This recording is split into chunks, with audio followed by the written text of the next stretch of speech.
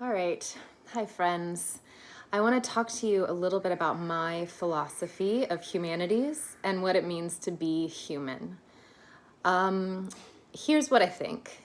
If you don't study how to be human, you will live into a default kind of life. That there's one thing to be a human and there's one thing to embody your humanity. And that, like, being a human is what happened when you were born. It's a default. But living the life that you actually want for yourself takes a lot of conscious effort and an ongoing process of awakening into new dimensions of who you are. I think there's one thing as a life on purpose and another thing as a life as a puppet. And when you have a life as a puppet, you have given away your power. And more or less, what happens to you pulls your strings and you react. And you are not the one that is in the driver's seat of your life. Your experiences are driving you, or other people are driving you. So to study how to be human is so that you might get to the end of your life and feel like you have really lived, instead of getting to the end of your life and thinking, how did I end up here? This wasn't what I wanted for myself. The study of humanities, I think, asks you two questions. One of my closest friends offered me these one day. She just said it out of the blue. She's like, it's all about who do you want to be and how do you want to live? Who do you want to be and how do you want to live? You get to choose that. You get to choose who you want to be. And you get to choose how you want to live. You don't get to choose who your guardians are, who your parents are. You don't get to choose a lot of the things that have happened to you in your life. And I know a lot of crappy things have happened to a lot of us in our lives. You don't get to choose those things a lot of times, but you do get to choose how you react. You get to choose how you take this raw material that's handed you and what you form with it. And that's what Humanities is doing. It's drawing upon like centuries of wisdom coming from all kinds of different places, religion and literature and philosophy and art and theater. It's pulling from all of those and saying kind of, here's the best of what we have to offer for tools so that you might take the raw material of your life and make something that you are proud of at the end of the day. Humanities teaches you empathy. I'm making a video. If you can, Humanities teaches you, just your face is just in the video. Oh God. It teaches you empathy for people who, like maybe they're just not hearing you make a video. And instead of getting upset, you can be like, that's fine if you're not listening. It teaches you kinship. It gives you mirrors and in windows, mirrors where you can say, me too.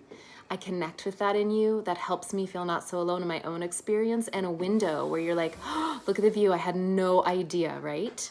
And it teaches you how to tend to your soul, how to be not just self-care, but soul care. There's also like farting sounds in the background, people. Okay, so I think the last thing I want to say about this is I had a therapist one time who said to me, when are you your most Trinity-ish self? When are you your most Trinity-ish self? And I've thought about that forever. Like, there's me being Trinity, and then there's me being my most Trinity-ish self. And when am I that? And how do I learn those things? How do I know when I'm being me? That's what Humanities is here to help you learn, how to be utterly and truly this very self that you are. There's a Goethe quote that says, soon as you learn how to trust yourself, you will know how to live.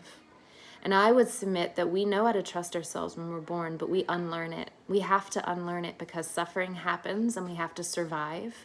And we're taught to stop trusting our voice.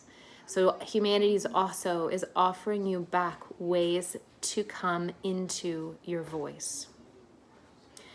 Humanities helps you join a larger conversation, one that's been going on for millennia among humans about what it looks like to be human, because the hardest work you will ever do is embody your own life.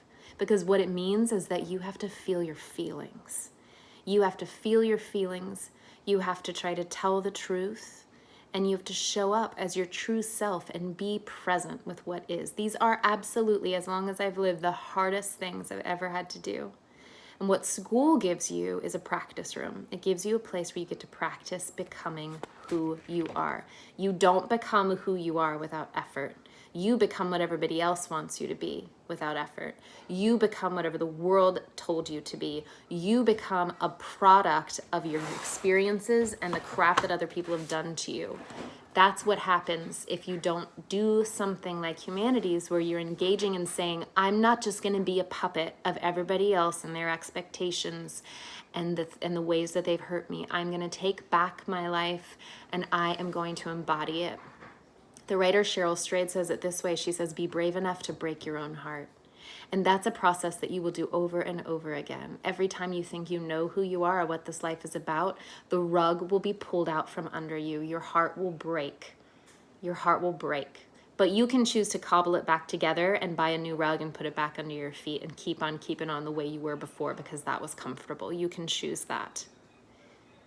I would ask you not to, because you won't grow if you do that. I guess I said the last thing I wanted to say probably 3 times already, but I think this is really the last thing that I want to say, which is that we are in a time right now where the rug collectively has been pulled out from under the entire world's feet. And we are presented with a choice. We all stand at a crossroads to say, are we going to try to buy the same rug and put it back under our feet and keep on keeping on the way we were before? Or are we going to choose what it looks like to be human? Are we going to make different choices to really embody our own selves?